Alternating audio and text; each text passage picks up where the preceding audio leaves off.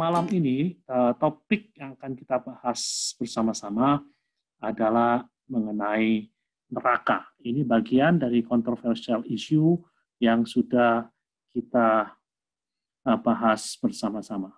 Jadi malam ini kita akan berbicara mengenai neraka. Jadi kita telah banyak membaca mungkin kesaksian-kesaksian yang muncul melalui literatur mengenai neraka. Contoh yang cukup terkenal adalah apa yang ditulis oleh Mary K. Baxter beberapa tahun yang lalu. Judulnya adalah Divine Revelation of Hell atau Wahyu Yesus Kristus mengenai neraka. Saya mengenal buku ini pada waktu saya masih remaja, masih usia SMA kalau tidak salah.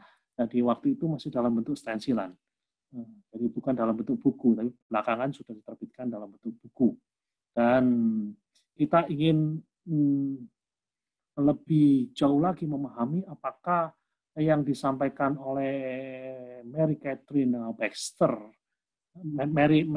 Baxter itu betul-betul mencerminkan apa yang disampaikan di dalam kitab suci. Nah, ini akan kita pelajari bersama-sama pada malam ini.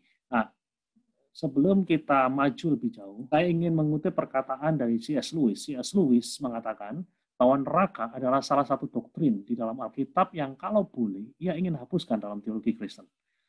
Karena neraka ini, gagasan mengenai neraka ini sangat mengganggu C.S. Lewis. Namun dia mengatakan, saya tidak bisa melakukannya karena ada 4 hal ini. Nah, yang pertama adalah ia mendapat dukungan penuh dari Alkitab. Khususnya dari Tuhan Yesus sendiri. Kalau saudara membaca di dalam Perjanjian Baru, kata neraka itu paling tidak muncul 5 kali di dalam khotbah di bukit. Jadi C.S. Lewis tidak berani untuk membuang gagasan neraka ini, walaupun gagasan ini sangat mengganggu dia, namun dia tidak ingin membuangnya dari pengajaran teologi Kristen, karena hal tersebut mendapat dukungan penuh dari Alkitab, bahkan muncul dari kata-kata Tuhan Yesus sendiri. Di dalam khotbah di bukit, paling tidak 5 kali, Yesus menyebut kata neraka di sana. Dan kemudian yang kedua, ia mendapat dukungan dari tradisi Kristen di sepanjang sejarah gereja. Di dalam perkembangannya, doktrin ini tidak disanggah, doktrin ini tidak ditolak, doktrin ini tidak ditendang keluar dari teologi Kristen. Di dalam perkembangan gereja selama beberapa ratus tahun, jadi gereja mengakui, gereja mempercayai gagasan mengenai neraka ini. Dan yang terakhir, C.S. Lewis mengatakan, selain mendapat dukungan dari Alkitab, selain muncul dari kata-kata Yesus sendiri, selain mendapat dukungan dari tradisi Kristen di sepanjang sejarah gereja, gagasan neraka ini juga mendapat dukungan dari akal kita. Jadi akal kita, reason, dia mengatakan reason, akal yang memberikan dukungan terhadap gagasan mengenai neraka ini. Itu yang dikatakan oleh C.S. Lewis. Nah, kalau kita berbicara mengenai neraka di dalam teologi Kristen, ada 3 pandangan utama. Pandangan utama mengenai neraka. Yang pertama adalah neraka dianggap sebagai Eternal Conscious Torment atau ECT. Nah, kalau diterjemahkan yaitu siksaan sadar yang berlangsung kekal. Ini yang dikenal dengan pandangan tradisional. Ini yang boleh dikatakan paling banyak dikenal. Ini yang dipegang oleh sebagian besar orang percaya di dalam sejarah gereja yang demikian panjang. Neraka sebagai eternal conscious torment, siksaan sadar yang berlangsung secara kekal. Selain ada pandangan tradisional, pandangan yang istilahnya cukup banyak dipegang oleh orang-orang Kristen di dalam sepanjang sejarah gereja, ada pandangan yang lain. Pandangan yang lain yang memahami neraka sebagai anihilasi. Neraka sebagai anihilasi artinya orang jahat itu tidak mengalami siksaan sadar yang berlangsung secara kekal. Neraka difahami sebagai pemusnahan total dari orang-orang yang tidak percaya, dari orang-orang jahat. Jadi orang-orang yang tidak percaya Kristus, orang-orang yang jahat, itu tidak disiksa secara kekal, tetapi hanya sekedar dimusnahkan. Jadi karena gagasan pemusnahan ini, doktrin ini dikenal dengan nama anihilasi. Anihilasi. Dan kemudian yang ketiga, gagasan yang ketiga, selain neraka sebagai ECT, neraka sebagai anihilasi, ada yang memandang neraka sebagai restorative punishment Restoratif punishment itu artinya neraka itu ya memang ada unsur penghukuman di sana, tapi penghukuman ini bersifat koreksi atau restoratif. Ya. Itu seperti seseorang katakanlah mahasiswa yang terbukti salah dan kemudian dia didisiplin, katakanlah selama 1 semester tidak boleh mengikuti kuliah, dan kemudian setelah 1 semester dia selesai menjalankan dalam tanda kutip penghukumannya itu, dia dipulihkan. Nah, di sini dipulihkan statusnya sebagai mahasiswa. Dan di sini ada orang-orang yang berpendapat bahwa neraka itu sifatnya adalah penghukuman yang bersifat restoratif. Betul ada unsur penghukuman, tetapi sifatnya restoratif. Karena sifatnya restoratif, berarti ada batas akhir dari penghukuman tersebut. Itu berarti bahwa neraka itu tidak bersifat kekal. Karena semua pada akhirnya akan diselamatkan. Karena gagasan semua pada akhirnya akan diselamatkan, gagasan ini dikenal dengan nama universalisme. Dari kata universal, semuanya akan diselamatkan. Jadi ini 3 pandangan utama di dalam teologi Kristen ketika kita berbicara mengenai neraka. Nah, malam ini saya tidak akan mendiskusikan 2 pandangan yang terakhir, karena sekali lagi GW Jawab ini didesain untuk orang-orang awam, bukan didesain untuk para cendekiawan. Jadi saya tidak banyak mendiskusikan bagian yang kedua dan bagian yang ketiga. Kalau diskusi ini atau presentasi ini untuk kaum cendekiawan, tentu 2 hal ini akan saya bahas dengan lebih tajam. Namun hari ini saya fokus pada bagian yang pertama, yaitu neraka sebagai eternal conscious torment, yaitu sesuatu yang dipegang oleh sebagian besar orang-orang Kristen di dalam sejarah gereja, termasuk di dalam tradisi gereja sidang jemaat Allah, tempat di mana gereja kita bernaung. Nah, oke. Nah, di sini sebelum kita maju lebih jauh lagi, saya akan mengajak Anda untuk melihat sebuah teks yang terdapat di dalam Matius 13 ayat 47 sampai 50. Di sana kita akan melihat sebuah pandangan sekilas, sebuah tinjauan sekilas mengenai neraka. Mari kita lihat bagian tersebut. Matius 13 ayat 47 sampai 50. Ya, di sana dikatakan demikian pula hal kerajaan surga itu seumpama pukat yang dilabuhkan di laut, lalu mengumpulkan berbagai-bagai jenis ikan. Setelah penuh, pukat itu pun diseret orang ke pantai, lalu duduklah mereka dan mengumpulkan ikan yang baik ke dalam pasu dan ikan yang tidak baik mereka buang. Nah, demikian juga pada akhir zaman malaikat-malaikat akan datang memisahkan orang jahat dari orang benar, lalu menyampaikan orang jahat ke dalam dapur api. Di sanalah akan terdapat ratapan dan kertakan gigi.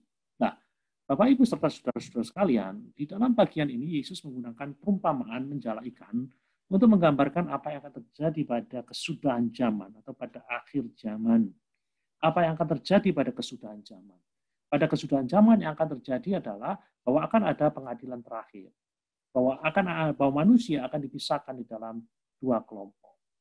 Dalam 2 kelompok. Jadi manusia akan diselamatkan akan mendapatkan glory atau kemuliaan. Mereka yang tidak diselamatkan, mereka yang terhilang, akan mengalami kemalangan di dalam sebuah tempat yang secara tradisional disebut dengan nama neraka. Nah, itu yang bisa kita lihat di dalam bagian ini. Nah, lalu pertanyaannya adalah, neraka itu sebuah tempat yang seperti apa ya? Neraka itu sebuah tempat yang seperti apa ya? Dengan kata lain, kalau seseorang bertanya kepada Anda, dapatkah Anda menggambarkan neraka itu seperti apa? Hal yang perlu untuk saya garis bawahi di sini adalah ketika kita berjumpa dengan gambaran-gambaran mengenai neraka, itu jangan diliteralkan, jangan diharafiakan.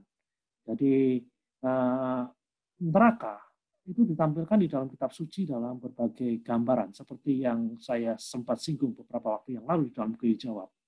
Pertanyaan Ludwig Wittgenstein. Kalau kita saja sampai hari ini tidak punya satu kata yang akurat untuk menggambarkan aroma kopi, apalagi kalau kita mau bicara mengenai Tuhan dan hal-hal yang terkait dengan ketuhanan. Dan kalau kita berbicara mengenai neraka, kita berbicara mengenai ketuhanan.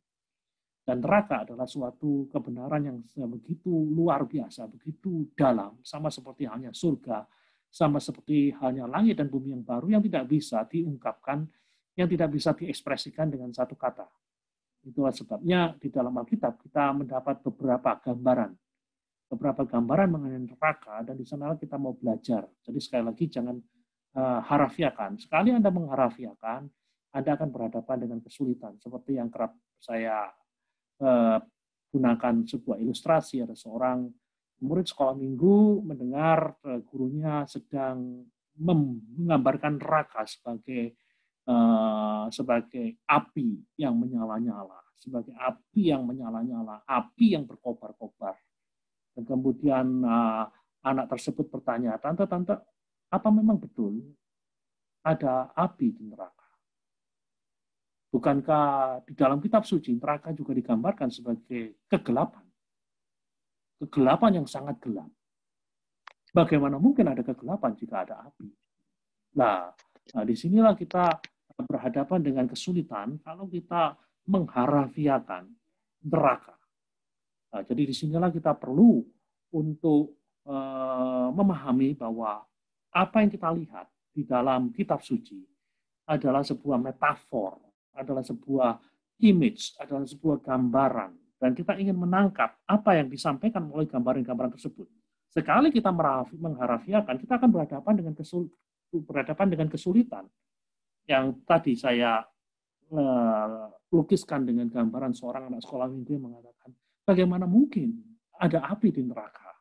Kalau di dalam bagian yang lain, Yesus juga menggambarkan neraka sebagai tempat yang sangat gelap.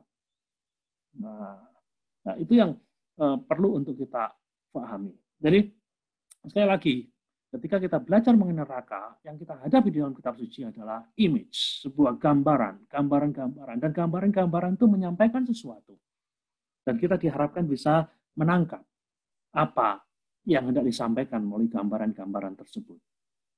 Nah, ada beberapa hal yang ingin saya catat di sini. Berdasarkan image, berdasarkan gambaran-gambaran yang saya pelajari mengenai neraka di dalam kitab suci. Jadi neraka adalah sebuah tempat di mana seseorang yang pertama mengalami penderitaan emosional.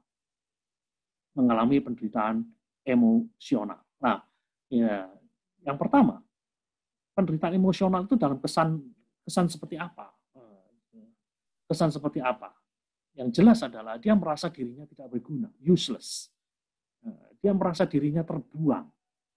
Nah, ini menarik sekali karena gambaran mengenai neraka, kata yang digunakan untuk Yesus, kata yang digunakan oleh Yesus untuk neraka adalah Gehenna. Gehenna itu bahasa Yunani neraka. Sebenarnya itu terkait dengan sebuah lembah yang disebut dengan lembah Hinnom. Jadi kata Gehenna dari kata lembah yang namanya lembah Ben Hinnom atau Hinnom Valley. Nah, jadi Hinnom Valley. Jadi bahkan kita orang-orang Arab kemudian menggunakan kata Gehenna ini dengan slightly hanya istilahnya di pelintir sedikit ya, sehingga kita mengenal kata neraka jahanam. Neraka jahanam ini sebenarnya kata asalnya ini adalah dari kata Hinnom ini. Dari lembah Ben Hinnom ini tadi, dari lembah Hinnom. Nah, tadi. Jadi kalau saudara-saudara sekalian melakukan tur ke Yerusalem, saudara akan ditunjukkan pada sebuah tempat yang disebut dengan nama lembah Hinnom.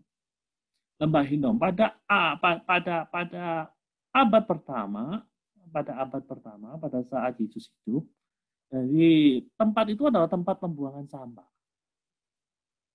Tempat pembuangan sampah. Kalau di Jakarta ini mirip seperti TPA ya, tempat pembuangan air.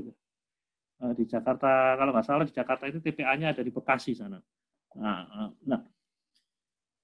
Jadi Gehenna ini terkait dengan kata Hinnom tadi, Hinnom Valley tadi, dan terkait dengan kata dengan lembah Hinnom. Jadi sekali lagi pesan yang hendak disampaikan di sini adalah gambaran yang dipakai untuk neraka itu adalah sebuah tempat sampah.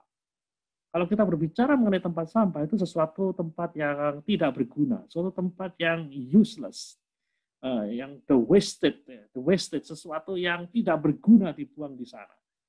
Jadi ini yang digunakan oleh Yesus untuk menggambarkan, ini kata yang digunakan oleh Yesus untuk neraka. Jadi di sini yang hendak saya sampaikan kepada Anda adalah bahwa mereka-mereka yang ada di neraka itu merasa dirinya seperti sampah, tidak berguna, terbuang, tidak punya istilahnya apa ya, yang pokoknya dirinya merasa tidak berguna, useless. Nah, ini adalah suatu penderitaan emosional yang luar biasa. Kalau seorang merasa dirinya useless, seorang tidak merasa dirinya sebagai useful. Nah, dan hal yang kedua, ya, kata yang dipakai oleh neraka adalah Yesus mengatakan neraka sebagai sebuah tempat yang terkait dengan katakanlah kegelapan di mana ada ratapan dan kertak gigi. Ratapan dan kertak gigi. Ratapan dan kertak gigi ini harus kita pahami sebagai sebuah idiom, sebagai sebuah ungkapan. Sebagai ungkapan. Ungkapan apa? Ungkapan dari penyesalan karena telah melakukan kekeliruan. Kesel. Jadi di dalamnya ada unsur kekesalan, di dalamnya ada unsur penyesalan. Jadi ya ada unsur kesal, ada unsur penyesalan yang luar biasa karena melakukan suatu kekeliruan. Itu mirip seorang penyerang tengah yang punya kesempatan untuk mencetak gol, gawang sudah kosong melompong, tetapi dia melewatkan kesempatan tersebut. Tendangannya melenceng, katakanlah 10 cm dari tiang gawang. Padahal sudah tidak ada siapa-siapa di sana. Jadi kalau Anda bayangkan diri Anda sebagai seorang penyerang tengah, itu adalah suatu hal yang mengesalkan Anda dan suatu hal yang membuat Anda menyesal. Jadi secara emosional Anda kesal, secara emosional Anda menyesal. Jadi neraka adalah sebuah tempat di mana seseorang itu merasa kesal dan juga merasa nyesal. Karena apa? Karena melakukan kekeliruan. Apa kekeliruannya? Karena dia menolak Tuhan. Karena dia menolak cinta Tuhan. Dia menolak anugerah keselamatan. Dia kesal banget, dia nyesel banget. Nah disinilah kita melihat bahwa neraka pertama-tama adalah sebuah tempat di mana seseorang itu mengalami penderitaan emosional. Penderitaan emosional dan pengertian apa? Sekali lagi, merasa dirinya tidak berguna dan tidak terbuang, yang merasa dirinya terbuang. Ingat kata Gehenna berasal dari nama sebuah lembah di luar kota Yerusalem yang namanya Lembah Hinnom. Nah, itu. Nah, kemudian kalau kita menggunakan kata ratapan dan kertak gigi, kita tahu persis bahwa itu adalah suatu idiom yang punya arti bahwa seseorang itu mengalami kekesalan dan penyesalan karena melakukan suatu kekeliruan yang sangat fatal di dalam hidupnya. Nah kemudian kita jadi kerap kali kata yang digunakan pada waktu kita nyesel, pada waktu kita kesel adalah, oh betapa bodohnya aku. Oh aku tahu itu, tapi bagaimana ya bisa ya aku mengabaikannya. Hal-hal seperti itu kata-kata yang isinya penyesalan, kata-kata yang isinya kekesalan. Nah, kemudian yang kedua, neraka adalah tempat di mana seseorang mengalami penderitaan secara fisik atau secara badani. Jadi ingat bahwa minggu yang lalu dan 2 minggu yang lalu kita belajar bahwa jiwa-jiwa orang-orang yang sudah mati saat ini, orang mati yang di dalam Tuhan itu ada di dalam surga, mereka dalam penantian. Orang-orang yang mati di luar Tuhan, mereka ada di dalam Hades atau di dalam kerajaan maut, juga menanti saat di mana mereka juga dibangkitkan. Jadi pada akhir zaman, orang mati akan dibangkitkan. Dan mereka yang dibangkitkan itu berujung pada 2 jalan. Satu jalan menuju kepada langit dan bumi yang baru, dan satu jalan lagi menuju ke neraka. Jadi mereka yang berada di dalam neraka dikatakan mengalami penderitaan fisik, karena di sana mereka punya badan. Nah, dan hal ini bisa kita lihat gambaran mengenai neraka di dalam kitab Wahyu pasal 20 ayat 15. Di sana neraka adalah sebuah lautan api. Tentu bukan sebuah gambaran yang menyenangkan, bukan. Kalau surga digambarkan seperti sebuah taman, taman para raja. Kita mengenalnya pada waktu kita membahas 2 minggu yang lalu, gagasan surga terkait dengan gagasan paradeida atau paradeiso di dalam bahasa Yunani, atau paradise di dalam bahasa Inggris, atau firdaus, yang artinya sebenarnya adalah taman tertutup, taman yang indah yang biasanya dimiliki oleh raja-raja, sebuah gambaran kehidupan yang menyenangkan. Tetapi kalau kita berbicara mengenai neraka, yang kita lihat di sana adalah gambaran yang tidak menyenangkan, gambaran sampah, dan di sini dalam kitab Wahyu adalah gambaran mengenai api yang menyala-nyala. Dan sekali lagi, ini bukan sesuatu yang menyenangkan, bukan. Jika alam maut, Hades, merupakan tempat persinggahan bagi orang fasik saja sesuatu yang mengerikan, walaupun itu muncul di dalam sebuah perumpamaan saja, apalagi neraka. Neraka jauh lebih mengerikan dari alam maut yang digambarkan di dalam kisah orang kaya dan Lazarus. Ya, jadi penderitaan fisik tanpa henti ini difahami terjadi di dalam neraka. Ini pemahaman tradisional.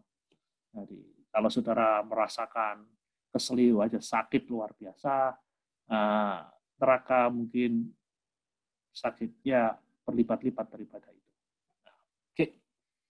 Oke, sekarang kita akan melihat aspek yang ketiga.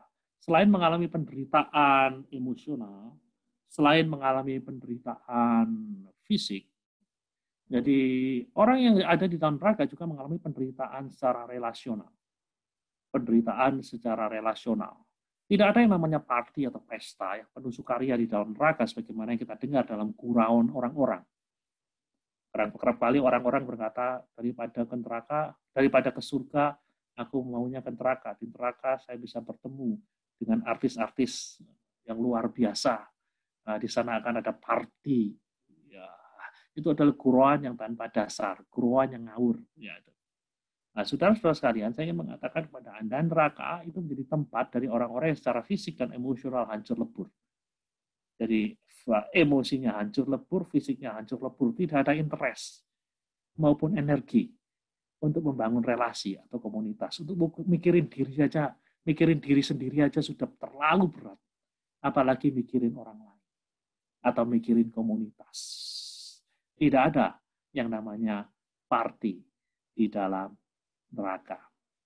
Bill Hybels, seorang rohaniwan, menulis di dalam neraka setiap orang akan terkurung dalam penderitaan dan kesedihannya sendiri sehingga tidak ada momen untuk meringankan penderitaan orang lain. Tidak ada yang namanya sharing sorrow, berbagi penderitaan, tidak ada. Kalaupun ada pemikiran seperti itu, pemikiran itu hanya tinggal memori atau kenangan saja. Itu yang dikatakan oleh Bill Hybels. Nah, jadi di neraka, seseorang mengalami penderitaan secara relasional. Nah, kemudian yang keempat, selain mengalami penderitaan secara emosional, penderitaan secara fisikal, juga penderitaan secara relasional, yang keempat, nah, di neraka orang juga mengalami penderitaan secara spiritual. Nah, ini sesuatu yang paling kelam dan juga yang paling sulit dilukiskan kalau kita berbicara mengenai neraka. Jadi, neraka adalah sebuah tempat di mana seseorang mengalami penderitaan secara rohani. Nah, ini sekali lagi sulit untuk digambarkan. Penderitaan rohani mereka seperti apa sih? Yang pasti mereka kehilangan joy. Yang pasti mereka kehilangan sukacita. Yang pasti mereka kehilangan kebahagiaan, happiness. Ya. Nah, di hari ini mereka yang melakukan kejahatan keji dan ditahan di dalam penjara-penjara terburuk di dunia masih dapat menikmati indahnya mentari pagi dan gemerlap bintang-bintang di malam hari. Karena Tuhan dalam derajat tertentu masih membatasi kejahatan atau hal-hal yang tidak baik. Kasih karunia Tuhan dan hadiratnya yang penuh kasih masih memungkinkan kita melihat sisi-sisi yang indah dari dunia ini. Terlepas dari dunia ini jahat. Terlepas bahwa ada COVID yang meluluhlantakkan dunia ini, tapi kita tahu masih ada sesuatu yang indah di dunia. Namun, di dalam neraka, segala sesuatunya berbeda. Tidak ada lagi hadirat Allah yang penuh kasih. Yang ada adalah hadirat Allah yang dipandang negatif. Dipandang negatif oleh mereka-mereka yang ada di dalam neraka. Jadi penulis Injil Matius menggambarkan secara kiasan dengan kata kegelapan yang paling gelap. Di dalam bahasa Yunani digunakan kata superlatif, tos kotos, to exoteron. Nah, di sinilah.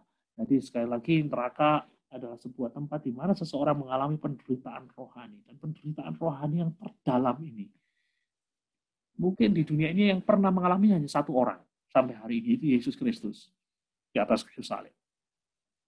Pada waktu dia tersalib dan berkata, Eloi, Eloi, lama sabachthani. Allahku, Allahku, mengapa engkau meninggalkan aku? Itulah saat-saat yang terberat yang dialami oleh Yesus. Karena dia mengalami penderitaan rohani. Ditinggalkan. Dalam tanda kutip ditinggalkan oleh Allah. Ketika wajah Allah dipalingkan dari dirinya. Ketika hadirat Allah yang harus dia hadapi bukanlah hadirat Allah yang penuh kasih, tapi hadirat Allah yang penuh dengan murka. Hanya Yesus yang merasakannya. Sampai hari ini, kalaupun ada orang yang mengalami penderitaan yang hebat sekali katakan, tapi belum bisa sebanding dengan penderitaan yang dialami oleh Yesus di atas kayu salib.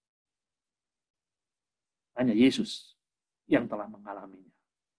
Dia mengalaminya supaya kita jangan sampai mengalami penderitaan rohani yang luar biasa, yang sulit untuk diungkapkan dengan kata-kata.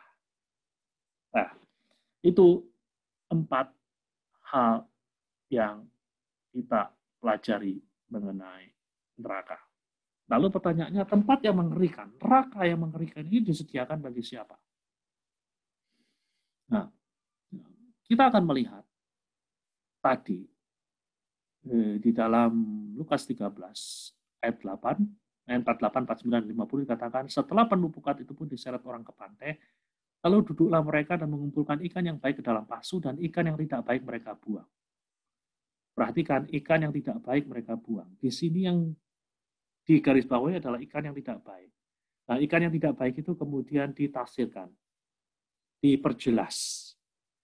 Pasal 49 mengatakan, demikian juga pada akhir zaman malaikat-malaikat akan datang memisahkan orang jahat dari orang benar, lalu mencampakkan orang jahat ke dalam dapur api, di sana akan terdapat ratapan dan gertak gigi. Jadi kita tahu persis bahwa tempat itu disediakan untuk ikan yang tidak baik. Dan ikan yang tidak baik ini adalah gambaran untuk orang yang jahat. Lalu pertanyaannya, siapa sesungguhnya orang yang jahat itu? Dan kita akan melihat apa yang dikatakan oleh Injil Matius, salah satu penulis kitab-kitab dalam kitab Injil yang memperjelas kata orang yang jahat itu. Matius 16 ayat 4. Nah, menulis seperti ini, angkatan yang jahat dan tidak setia ini menuntut suatu tanda, tetapi kepada mereka tidak akan diberikan tanda selain tanda Nabi Yunus. Lalu Yesus meninggalkan mereka. Nah, dalam terang Matius 16 ayat 4 ini, kata jahat ini dikaitkan dengan mereka yang menolak pribadi dan karya Tuhan Yesus Kristus. Nah, jadi neraka di sini, kalau kita lihat, disiapkan bagi orang jahat. Siapa orang jahat ini? Kembali kepada terang Matius 16 ayat 4 yang disebut dengan orang jahat ini adalah mereka yang menolak pribadi dan karya Yesus Kristus. Apakah hanya mereka saja? Tidak, ada bagian yang lain di dalam Injil Matius yang memberitahu kita identitas daripada orang-orang jahat itu. Mari kita lihat di dalam Matius 7 ayat 21-23. Di sana dikatakan, bukan setiap orang yang berseru kepadaku, Tuhan, Tuhan akan masuk ke dalam kerajaan surga. Melainkan orang yang melakukan kehendak Bapa-Ku yang di surga. Pada hari terakhir banyak orang akan berseru kepadaku, Tuhan, Tuhan. Bukankah kami bernubuat demi namamu dan mengusir setan demi namamu dan mengadakan banyak mujizat demi namamu juga. Pada waktu itulah aku akan berterus terang kepada mereka dan berkata, aku tidak pernah mengenal kamu. Enyalah daripadaku, kamu sekalian, perhatikan baik-baik. Kata yang dicetak kuning, pembuat kejahatan. Di sini kita melihat deskripsi yang lain lagi dari penulis Injil Matius mengenai pembuat kejahatan. Jahat di sini menunjuk kepada buah kehidupan yang tidak sepadan dengan pengakuan mereka. Mereka berseru, Tuhan, Tuhan, Tuhan. Tetapi dikatakan Tuhan tidak mengenal mereka. Kenapa Tuhan tidak mengenal mereka? Kenapa Tuhan tidak mengakui mereka? Nah, karena buah kehidupan mereka tidak sepadan dengan pengakuan mereka. Dengan kata lain, mereka mengaku sebagai orang yang dilahirkan baru, mereka mengaku sebagai anak Tuhan, tetapi perilaku mereka tidak menunjukkan jati diri sebagai anak-anak Tuhan. Nah, ini hal yang penting yang perlu kita pahami. Jadi kesimpulannya, jadi kalau kita berbicara neraka ini disediakan orang jahat, disediakan bagi orang jahat. Paling tidak di dalam Injil Matius kita melihat identitas orang jahat itu seperti apa. Yang pertama, orang jahat menunjuk pada mereka yang menolak pribadi dan karya Yesus Kristus. Mereka yang menolak keselamatan yang ditawarkan. Yang kedua, dikatakan orang jahat ini menunjuk kepada orang-orang yang buah kehidupannya tidak sepadan dengan pengakuan iman mereka. Mereka mengaku sebagai pengikut Yesus, namun perilaku mereka tidak menunjukkan kehidupan yang sesuai dengan pengakuan mereka. Nah, pada akhirnya ada implikasi praktis bagi kita semua. Implikasi praktisnya apa? Nomor satu, bagi yang belum percaya dalam hal ini, kalau kita lihat di dalam Injil Matius, ini menunjuk pada mereka yang disebut orang yang jahat. Bagi mereka yang belum dipercaya, implikasinya mereka harus bertobat dan menerima karya penyelamatan Tuhan Yesus Kristus. Itu yang pertama. Yang kedua, bagi kita semua yang sudah diselamatkan, kita semua yang sudah menerima karya penyelamatan di atas Kalvari, yang kita bersyukur. Bersyukur untuk anugerah yang Tuhan sudah berikan pada kita. Itu anugerah yang besar sekali. Anugerah itu jauh lebih besar daripada kekayaan. Anugerah itu jauh lebih besar daripada kemuliaan yang dunia bisa berikan pada kita. Dan bagi orang yang dalam tanda kutip percaya, ngaku percaya, tapi hidupnya asal-asalan, hidupnya tidak sesuai dengan pengakuan imannya. Dari sini kita diminta untuk bertobat. Bertobat. Hiduplah sepadan dengan sebutanmu sebagai anak-anak terang. Jangan hanya sekedar ngaku sebagai pengikut Yesus, tetapi tidak mengikuti pola hidup Yesus. Itu bukan berarti bahwa kita harus sempurna. Tidaklah mungkin kita bisa sempurna di atas bumi ini. Tapi paling tidak, kehidupan kita menunjukkan progres, menunjukkan kemajuan. Dari hari ke hari, kita boleh semakin maju, melangkah untuk menjadi serupa dengan Kristus. Dan pada akhirnya, bagi gereja Tuhan, ada misi yang belum selesai. Misi yang belum selesai adalah menyelamatkan mereka-mereka yang terhilang. Mereka-mereka yang terhilang, mereka yang perlu mendengar kabar keselamatan, perlu untuk mendengarkan hal tersebut. Nah, itulah pelajaran mengenai neraka yang bisa kita pelajari bersama-sama pada malam